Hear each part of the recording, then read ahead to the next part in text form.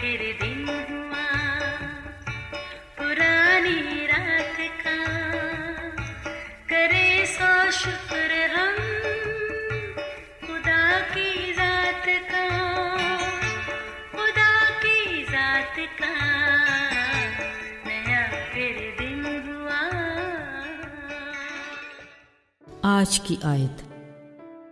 क्योंकि मैं तुम्हारे हक में अपने ख्यालात को जानता हूँ, खुदावंद फरमाता है, यानी सलामती के ख्याल, बुराई के नहीं, ताकि मैं तुमको नेक अंजाम की उम्मीद बख्शूं। यिर्मयाह 29 बाब 11वीं आयत। अजीज़ों, जहाँ खुदावंद की और बेशुमार नेमतें हैं जिनके बारे में हम सोचते नहीं और ना ही समझ पाते हैं, वहाँ इंसानी रिश्ते भी इनमें शामिल हैं। हर रिश्ता अपनी जगह इंतहाई अहम है, मगर वालिदैन और औलाद के रिश्ते की अपनी एक खूबसूरती है। माँ अपने बच्चों की खुशियाँ पूरी करने में सरगर्दा रहती है और बाप उनकी हर ख्वाहिश पूरी करने की फ़िक्र में लगा रहता है। बाज़ औक़ात बच्चे कुछ ऐसी फरमाइश भी करते हैं जो वालिदैन के बस में होती भी नहीं, मगर मोहब्बत की इंतहा देखें, हालात कैसे ही क्यों ना हों, वो अपने बच्चों को हमेशा खुश ही देखना चाहते हैं। मगर किसी वक्त बच्चे की ख्वाहिश पर वालिदैन को नहीं कहना पड़ता है, मगर ऐसी कैफियत दोनों तरह से नाखुशगवारी को जन्म देती है। असल में बच्चे उस मयार तक पहुंच ही नहीं पाते जो वालिदैन सोच रहे होते हैं।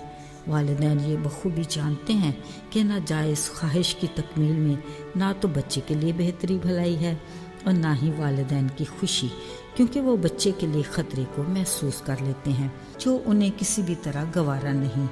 वैसे बेहतर यही है कि बच्चे को सच्चाई से आगाह कर दिया जाए, नहीं तो किसी वक्त बच्चे को खुद भी इसका अंदाज़ा हो जाएगा। अजीज़ों, कुछ ऐसी ही कैफियत हमारी और हमारे आसमानी बाप खुदावंद के बीच में भी पेश आती है। अगर कभी गौर करें तो खुदा से हमारी दुआ फरमाइशों से भरी होती है।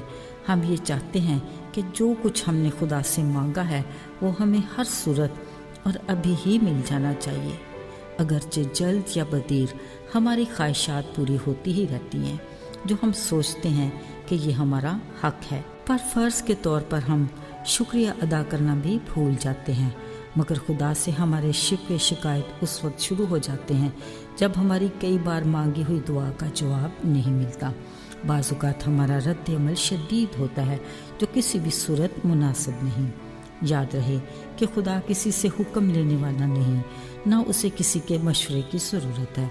वो ऐसा कामिल बाप है जिसे अपने लोगों की खुशी और ख़तरों का बखूबी अंदाज़ा है। ज़ाहिरी बात है वो हमारी खुशी से खुश होता है और कबल अज़ वक्त वो हमें ख़तरों से बचाता है। अजीज़ों, बाज़ औक़ात आसमानी बाप खुदा का जवाब हमारे वक्त और ख्वाहिश के मुताबिक नहीं होता। अगर तो हम अपने बाप खुदा की मोहब्बत को हकीकी मानों में समझते हैं, यकीन कीजिए कि जो कुछ हमने मांगा वो उससे कहीं ज़्यादा हमें देना चाहता है, या फिर जो हम चाहते हैं उसमें हमारी भलाई नहीं, इसलिए उसके इनकार में ही हमारी सलामती है। या फिर हमें अपने लिए खुदा बाप के ठहराए वक्त का सब्र से इंतज़ार करना चाहिए। हमारी तरफ से उसकी मोहब्बत में शक की गुंजाइश नहीं होनी चाहिए। हमारे लिए उसके मनफी जवाब में उसकी क्या हिकमत पोशीदा है, समझने के लिए उसके कलाम से आगाही बेहद ज़रूरी है। वो हमारी फरमाइश को महज ऐश व इशरत के लिए नहीं पूरी करना चाहता ताकि हम अपनी आजमाइश में पड़कर गुमराह ना हो जाएं। वो हमारी जायज़ और बर वक्त की ज़रूरत को समझता है। इस बात का भी ख्याल रहे कि हमारी फरमाइश उसकी मर्ज़ी के मुताबिक होनी चाहिए। यकीन कीजिए वो हमें कभी भी शर्मिंदा नहीं होने देता, वो हमारी सोच से बढ़कर देता है। फ़क्त हमें सब्र से बर्दाश्त करना चाहिए ताकि हम जान सकें कि उसकी हमारे लिए क्या मर्ज़ी है। अजीज़ों, हमारा आसमानी बाप खुदा हमें भीख में बरकत नहीं देता, उसकी तो खुशी ही इसमें है कि हम खुश रहें। इसका जिक्र खुदा के बंदे पालूस रसूल ने भी किया और कहा कि खुदावंद में खुश रहो। मैं फिर कहता हूँ खुश रहो, क्योंकि वो हमेशा हमसे प्यार ही करता है, लिहाजा हमें उसकी नहीं, यहाँ दोनों सूरतों में उसके शुक्रगुजार होना चाहिए। आइए दुआ करें।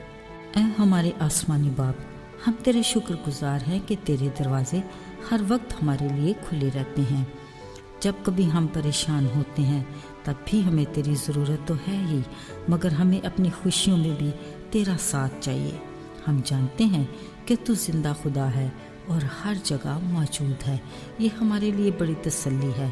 ہماری دلی شکر گزاری کو قبول کرنا، یسوع کے مبارک نام میں، آمین۔